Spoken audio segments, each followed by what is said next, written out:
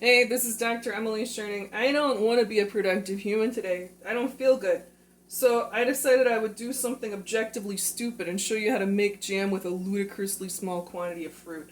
So this is some wild fruit from my yard. This is wild grape and it's crab apple. We're going to add just a tiny bit of water because this is kind of a woody fruit and everything here has a lot more seeds than you might otherwise be used to. I took these fruits down to make like a holiday decoration, but animals are eating the other fruits out in the yard, so I didn't want to take their food. Oh, look, there we go. The grapes are starting to come out. I wish you could smell them. They smell pretty awesome. So I didn't want to cut more fruit, and I didn't want to waste the fruit that I had cut. So this seemed like the least stupid thing that I could do, and yet it's so stupid. That's how life goes, right? When you try to make jam out of domesticated fruit, life is going to be good because you're going to have a lot of pulp. You're not going to have too many seeds. If you try to cook anything with wild fruit, that is not going to be the case. You're going to have just a lot of problems. You're absolutely going to need to strain it, particularly for a modern palate. And I'll show you how we're going to kind of crush it through after we get it really soft. And you can see the texture changes quickly. It doesn't take that long to make jam. That's why I feel confident doing it on this, my most lazy and lousy feeling day. So I talk a little bit that it's like such a pain in the butt with wild fruit because of the large seeds and everything. Nutrient value is also like proportionally higher than domesticated fruits sometimes, you know. Wild fruit's goal isn't to taste really good to you, it's to taste really good in a natural environment. So it wants to make sure that its seeds get carried, it wants to be hard to get the seeds out. Oh, look at that, that's coloring in really pretty actually. You might notice I have some sugar by the side there.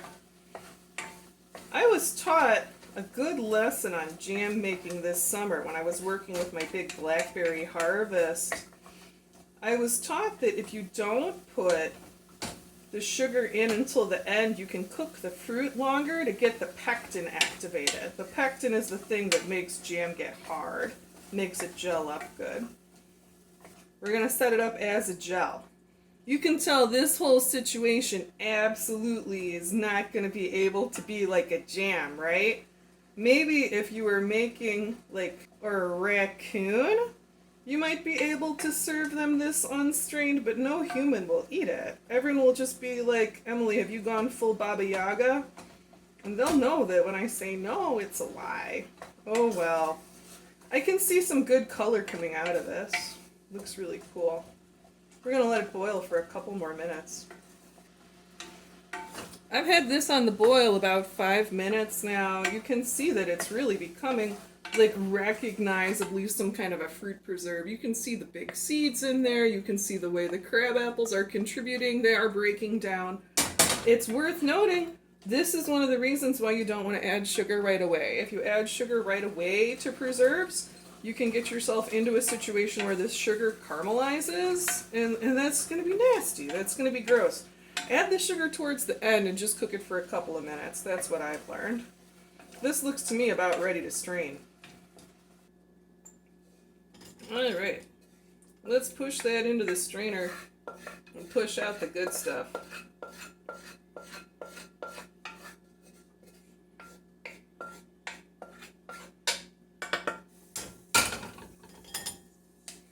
A lot of this where the juices have boiled out, and I mean look at this, look, a lot of it keeps coming out as you press it, and that's how I'm getting a lot of matter out of the apples, but there's going to be a tremendous amount of pulp here. This would be fine to compost. If you had animals, I bet your animals would like to eat it. All good. You can see you have to really press it, and you get a lot of juice out of this pulp as you press it. It is actually a pretty decent yield considering everything. So now we don't have any like giant sticks in there anymore. Delicious. Quality. Oh, now it's boiling. And I think that maybe you can tell. Look, the texture is changing. Here, let's get it boiled up again and show you. Oh, it looks awesome. Look, the texture is changing. It's holding a shape. It's holding a bubble. This is going to gel completely solid. Yeah, look at it there. Oh man, I'm going to burn it in a second. I got to pull it off.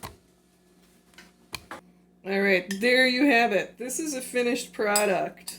It took about 10 minutes to do.